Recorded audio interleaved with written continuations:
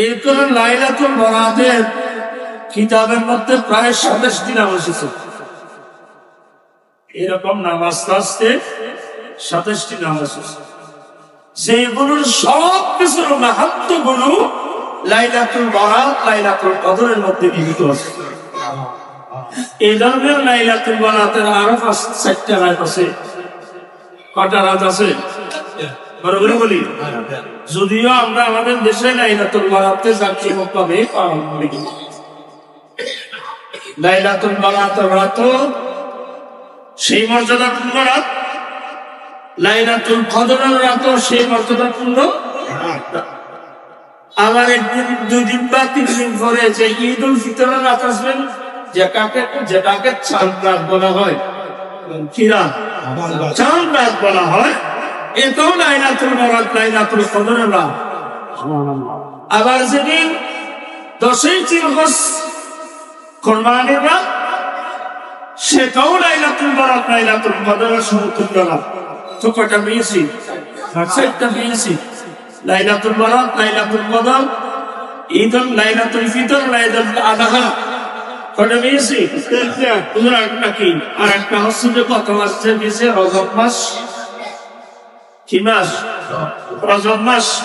তারপরে বলবেন হুজুর লাইলাতুল বরাতের একটা ইতিহাস আছে, একটা কোরআন হাদিসের বিশাল বর্ণনা আছে, লাইলাতুল কদরের বিশাল বর্ণনা আছে, ঈদ উল আযহার ঈদ উল ফিতরের গুরুত্ব হয়েছে। আর একটা এটা কোন কদর বা কোন মর্যাদার রাত?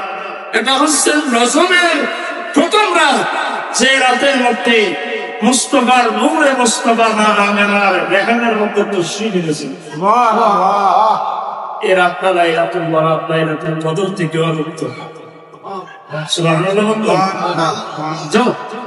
এই মর্যাদাপূর্ণ জিনিসগুলো যে আমাদের জন্য দিয়েছেন, এগুলো নেয়ামত শুরু। বলে বলি আরো বলে বলি কারণ কি জানেন, আমরা হলাম আখিরি জামানার উম্মত, আখিরি নবীর আখিরি উম্মত। আমার নবীর পরে আর কোন নবী আসবে না? একটু বড় করে বলি, আমার নবীর পরে আর কোন নবী আসবে না? আমার নবীর পরে আর কোন নবী আসার সম্ভাবনা আছে? এটা বিশ্বাস করলে ঈমান থাকবে। আদম আলাইহিস সালামের হায়াত ছিল 1000 বছর। 1000 বছর। আদম আলাইহিস সালাম সর্বপ্রথম নবী, সর্বপ্রথম আদি মানব, যিনি মা ছাড়া বাচ্চারা সৃষ্টি হয়েছে। ঠিক না? আদম আলাইহিস সালামের বাবা ছিলেন? বরাবর বলি, আদম আলাইহিস সালামের মা ছিলেন? মা ছাড়া বাচ্চারা সৃষ্টি করেন কে? আল্লাহ। বলেন না, মা ছাড়া বাচ্চারা সৃষ্টি করেন কে? আল্লাহ।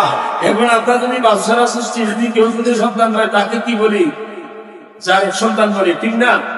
বরাবর বলি, ঠিক না?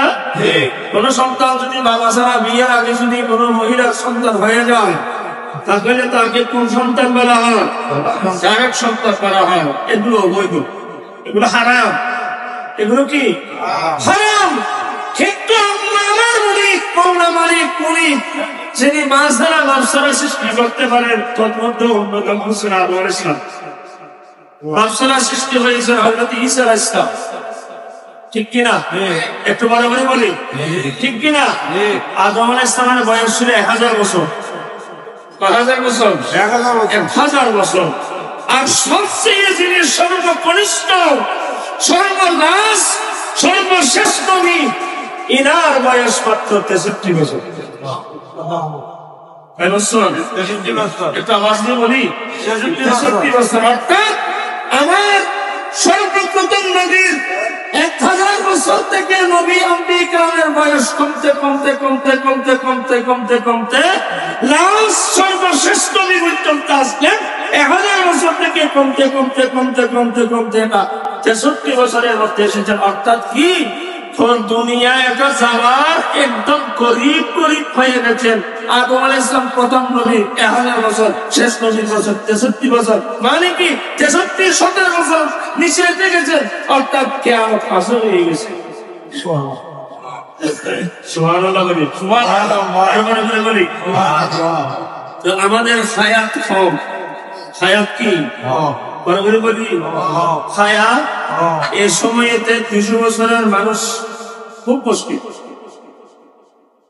আমার মনে হয় কারো সুখে বা কোন পার্সেসে শুনেছেন এমন কোন মানুষ 200 বছর বেশি আছে, এমন কোন এই ইতিহাস আছে বলে মনে হয় না। সবের উপরে যায়, কিছু কিছু সময় দেখা যায়। আমরা শেষ জামানার নবী, আখেরি জামানার নবী, নবীর উপর। তার মানে আমরা যে পরিবেশে সেই অবস্থার মধ্যে আসলাম, এটা জাহেলিয়াতের যুগ থেকে আরো মারাত্মক অবস্থা বিরাজ করতেছে। বলেন আরো বলে বলি, জাহেলিয়াতের যুগের মধ্যে ওপেনিং ছিল, বাংলাদেশের গোপন দিয়েছে,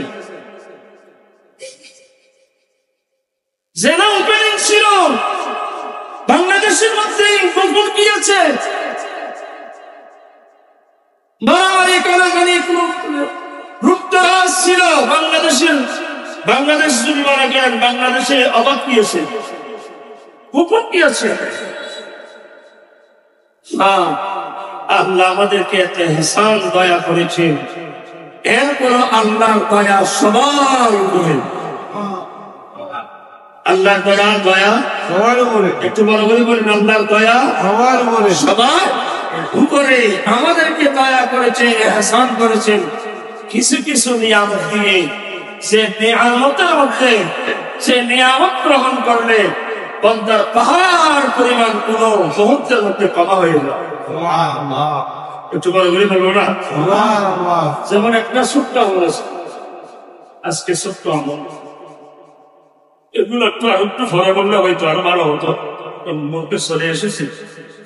যেমন আজকে প্রতিদিনের মতো আজকে সূর্য অস্ত যাবে, প্রতিদিন সূর্য অস্ত যায় কিনা একটু কথা বলি।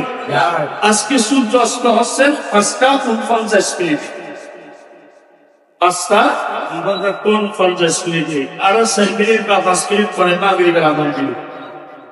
কারণ সূর্য অস্তের সময় নামাজ পড়া হারাম, তখন ইফতার করতে পারবে। ইফতারের জন্য আযান শর্ত নয়, ইফতারের জন্য সময় শর্ত। আযান একটা মাধ্যম, সহজান মাইছে বুঝতে পারে যে মাগরিব মধ্য হয়েছে, আযান হচ্ছে, ইফতার করে ফেলো। কিন্তু ইফতারের জন্য সময় শরত, আযান শরত না, নামাজের জন্য আযান শরত।